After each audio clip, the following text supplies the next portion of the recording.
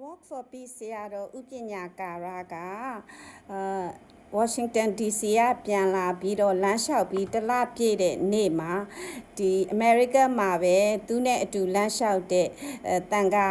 ဆရာတော်ကြီးထိုင်နေတဲ့ကျောင်းမှာ America ကျောင်းတိုက်မှာသွားပြီးတော့သူတရားဟောပေးပါတယ်သူ့ကိုဖိတ်ခေါ်တဲ့အတွက်သူကအရန်အလုပ်များပါတယ်တဲ့ဒါပေမဲ့လည်းသူနဲ့အတူလမ်းလျှောက်ခဲ့တဲ့ဆရာတော်ကိုအားပေးတဲ့အနေနဲ့ဆရာတော်ကျောင်းမှာသူလာပြီးတော့တရားဟောပါတယ်အဲဒါဆိုသူကအရန် popular လေး celebrity ဆိုတော့သူလာမယ်ဆိုအားလုံးကလာကြတာပေါ့နော်အဲဒါဆရာတော်ကတလရှိပြီတဲ့အဲဒါပြိတ္တကိုပြောတယ်နင်တို့တွေတဲ့တလရှိပြီနေ့တိုင်းတရားမှတ်ကြရဲ့လားတဲ့လူတွေကိုမေးတယ်သူကအမေးဖြင့်အမြဲလုပ်တယ်ဆရာတော်ကလေ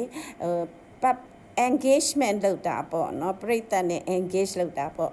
တရားမှတ်ကြရဲ့လားဆိုလူတွေကလည်းညအေးတော်တော်များများမှတ်ကြသားပဲတဲ့မှတ်ကြပါနော်တဲ့နောက်မှတ်ရကျမတို့ကလည်း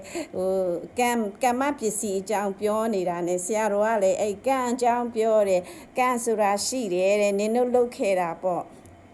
ကောင်းတဲ့အလုပ်မကောင်းတဲ့အလုပ်ပေါ့ wholesome unwholesome ပေါ့နော်ကုသိုလ်အလုပ်အကုသိုလ်အလုပ်တွေနင်တို့လုပ်ခဲ့တာပေါ့နော်အဲ့ဒါတွေကဘယ်တော့မှပြေးမလွတ်ဘူးတဲ့အဲ့လိုလုပ်ခဲ့ပြီးလို့ရှိရင်တစ်ချိန်ကျရင်ကိုယ်ပြန်ပြီးအကျိုးပေးမှာပဲမကောင်းတာလုပ်ခဲ့ရင်လည်းမကောင်းတာအကျိုးပေးမယ်ကောင်းတာလုပ်ခဲ့ရင်လည်းကောင်းတာအကျိုးပေးမယ်အဲ့ဒါကြောင့်မို့တဲ့ဘယ်တော့မှမလွတ်ဘူးတဲ့ no escape တဲ့ဆရာတော်ကဟောတယ်အဲ့ဒါကြောင့်မို့ကိုကတရားမှတ်ပြီးတော့အဲ့မှာပေါ်လာတဲ့မကောင်းတဲ့ defilements ခေါ်တာပေါ့ကိလေသာစိတ်တွေပေါ့မှတ်တော့အဲ့ဒါဆိုဖြက်ပြီးကိုအဲ့လိုမျိုးတန့်ရှင်းအောင် purify လုပ်ပြီးတော့အဲ့လိုနေရမယ်ပေါ့အဲ့လိုနေလို့ရှိရင်ကုသိုလ်တွေရပြီးတော့နင်ကောင်းတာလုပ်ခဲ့တဲ့အရင်ဘဝတွေကကောင်းတဲ့ကုသိုလ်ကံတွေကလာပြီးအကျိုးပေးပြီးတော့နင်ကံကောင်းတာတွေတွေ့ရမယ်တဲ့တကယ်လို့မလုပ်ဖဲနဲ့ပေါ့မကောင်းတာတွေပဲတရားလည်းမမှတ်ဖဲနဲ့ကိုလည်းစင်ကြယ်အောင်မနေဘဲနဲ့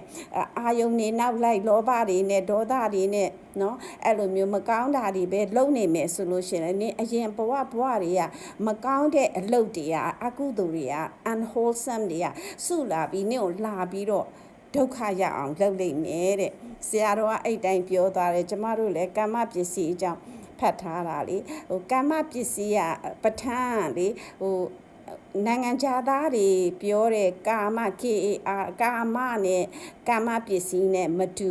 ကာမကြတော့နည်းနည်းပေါ့တယ်ကာမပစ္စည်းကမှအတိအကျနော်ပဋ္ဌာန်းတရားတော်အရာအဲ့ဒါကိုဆရာတော်ကအဲ့ဒီကံအကြောင်းကိုဟောသွားပါတယ်ဒီနေ့စဉ်တရားမှတ်ကြပါတလားရှိပြီလို့လည်းပြောသွားပါတယ်ရှင်